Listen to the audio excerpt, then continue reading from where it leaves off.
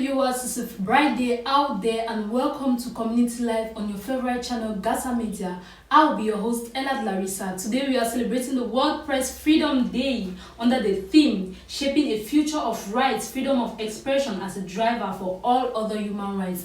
And tying to this theme, today we'll be dissecting the topic, the role of media in rural development. I won't be talking on this topic alone, for I have two fine ladies in the house, starting with Miss Berry, a final year student in the University of Boya, studying journalism and mass communication. And by Miss Berry, I have Immaculate Naloa, a final year student too at the University of Boya, studying journalism and practicing it at Gasa Media. Let's start with the topic. What do you think is the role of media in rural development?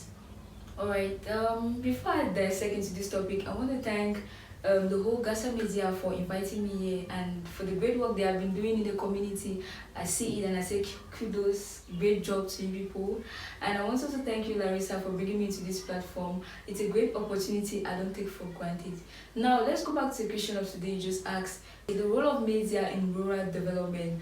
I would like to say the media has played a lot of role when it comes to rural development, especially in our community.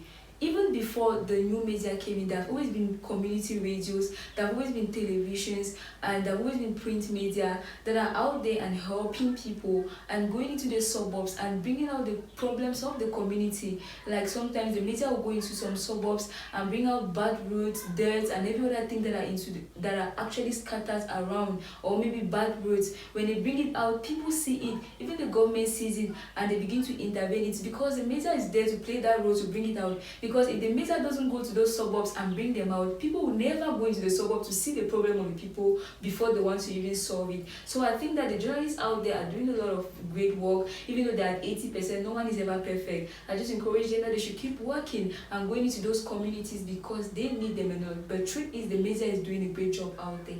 Thank you very much, Miss Berry. That's what she has to say on the role of media in rural development. Back to the theme of today's World Press Freedom Day celebration, which says shaping a future of rights, freedom of expression as a driver for all other human rights.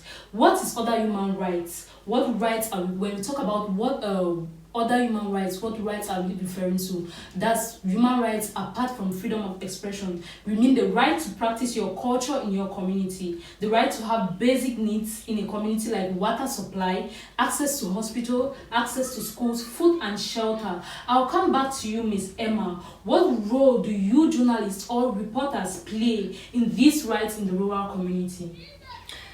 Thank you, Larissa, for giving me this opportunity, and happy World Press Freedom Day. I think the media so far has been a watchdog of the society.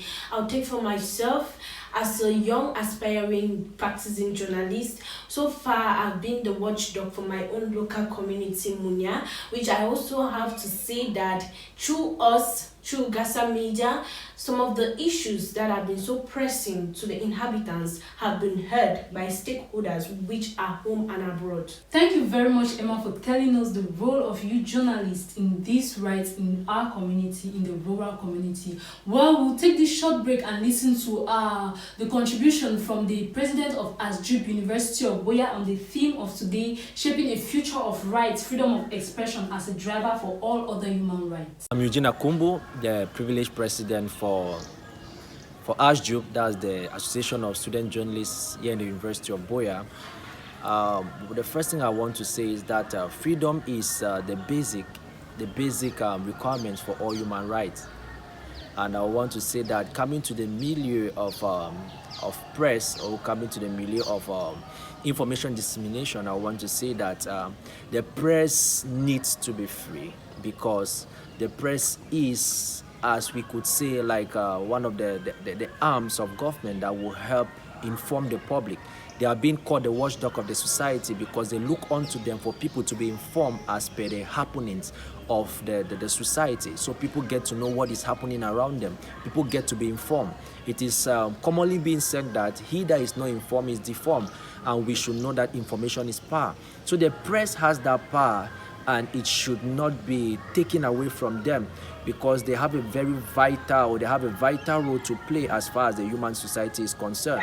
So we are encouraging all to take a stand to enforcing the freedom of the press as per the theme of this month. Everybody needs to be free, but not being careless, but being responsible as per what we say, because we are building a responsible society and we want everyone to be a part of that society where all is inclusive and everybody's voice counts.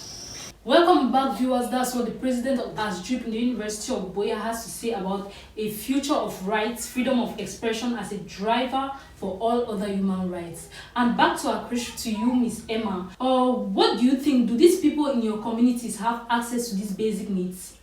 Yes, Larissa, they do.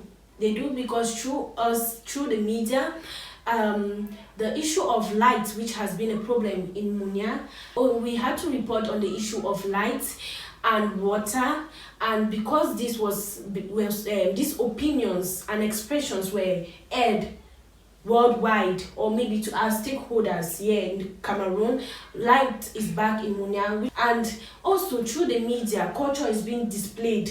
We take, for example, the Bangwa tradition. I was never exposed to Bangwa tradition, but since I became part of Gasa Media, I think they use the media to expose their culture, and for this we get to learn other cultures. So I think we are doing our best as a media. Thank you very much, Emma. Miss Berry, what last words do you have to say to our viewers out there and to journalists celebrating this day? Alright, they say charity begins at home. I'll first of all begin by wishing you, Emma, a happy World Press Freedom Day. Thank you. Happy World Press Freedom Day, Larissa, and happy World Press Freedom Day to myself. And to you practicing journalists out there, I just want to say your effort counts, and continue to do the good work you're doing in the community. Your labor is not in vain. The world is watching you. Thank you very much, viewers, for staying glued to your screen. I have been your host, Ella Larissa. Catch you next time on Community Live.